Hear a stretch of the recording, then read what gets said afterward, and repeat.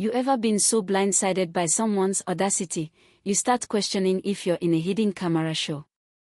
That was me, mid-morning, sipping coffee in my home office, giving a presentation about how our pilot grid expansion had just hit 98%, something I'd been working on for over a year, and then boom, blackout. My screens went dark like they'd been unplugged all at once. A second later, the AC whizzed and gave up. I looked outside, expecting storm clouds, a blown transformer, maybe a raccoon doing something regrettable, but no, blue skies, calm breeze, and then I saw her.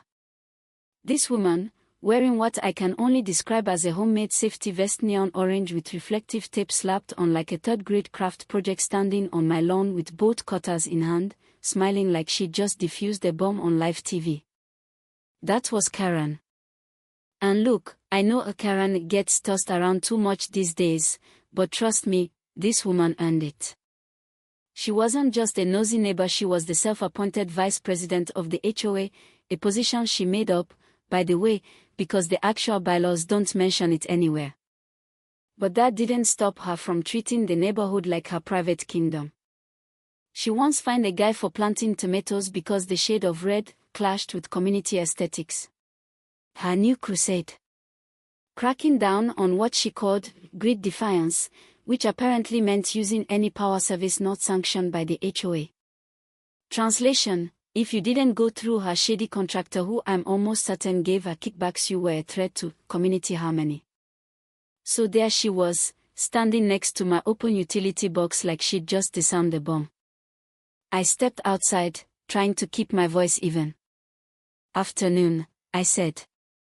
"You having a productive morning?" She flicked her bangs and said, "You violated compliance code. We warned you to stop using unauthorized power routing. You didn't listen, so we had to take action." "Cutting my line is action now?" I asked. "You realize that's not just illegal, it's dangerous."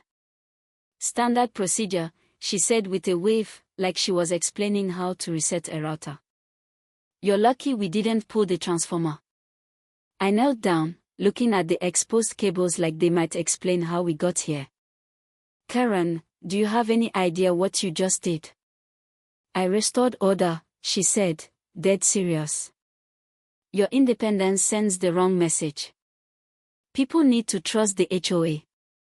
"That's because I don't answer to the HOA," I told her. "At least not when it oversteps." Her eyes narrowed. "You think just because you've got solar panels and a fancy battery in your garage, you're above the rules?" "No," I said, walking past her toward the breaker. "I think I'm above you." "That's not the same thing." She scoffed. "You'll be fined. And your power stays off until you comply." "Karen," I said, finally turning to face her, "what you just did is felony tampering, possibly criminal endangerment. You're lucky no one got hurt." She didn't blink.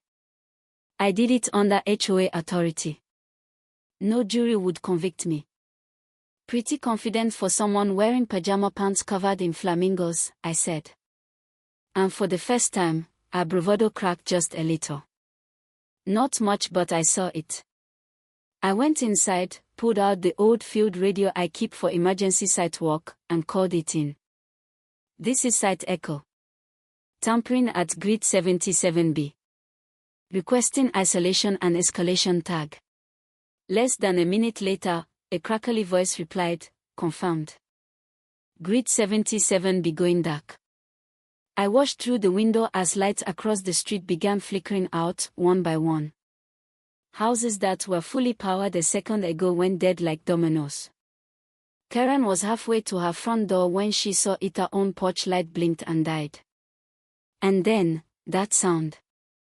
That unholy, high-pitched scream only the deeply entitled can produce. That scream. It was Chef's kiss. She spun around, red-faced, stormed back to my driveway.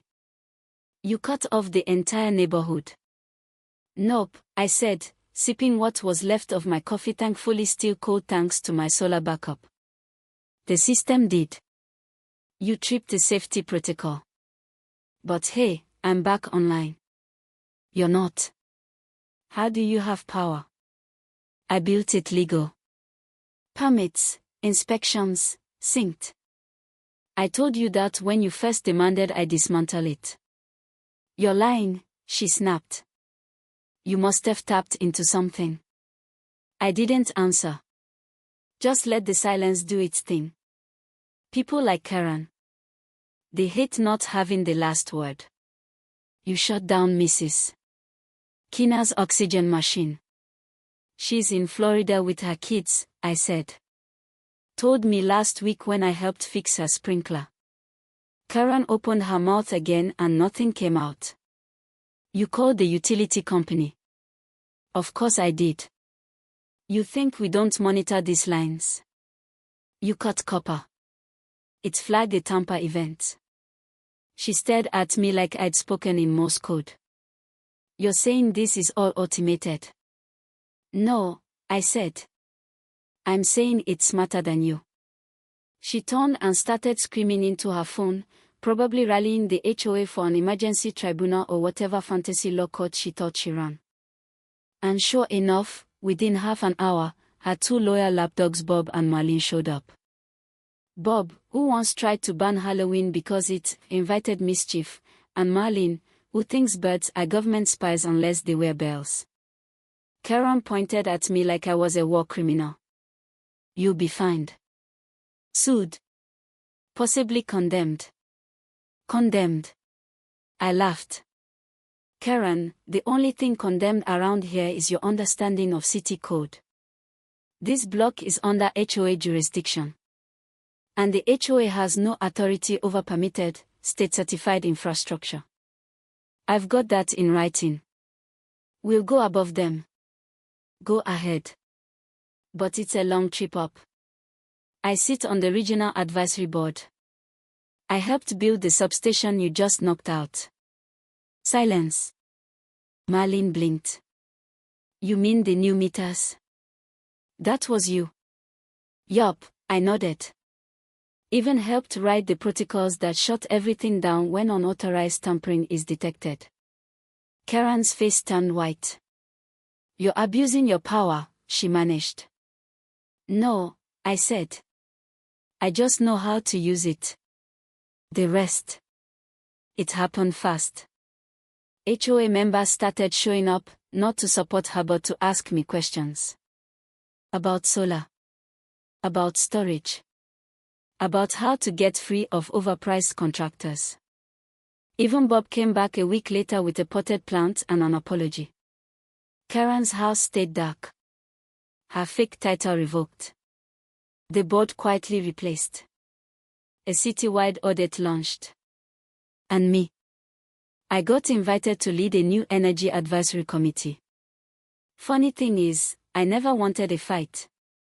I just wanted to keep the lights on. But when someone comes into your yard with bolt cutters and a god complex, sometimes the only way to flip the switch back is to let them unplug themselves. So, now I'm asking you who was in the wrong here. Karen with her power games, or me, for flipping the script on someone who overstepped? Let me know down in the comments. I'll be reading them with the power on.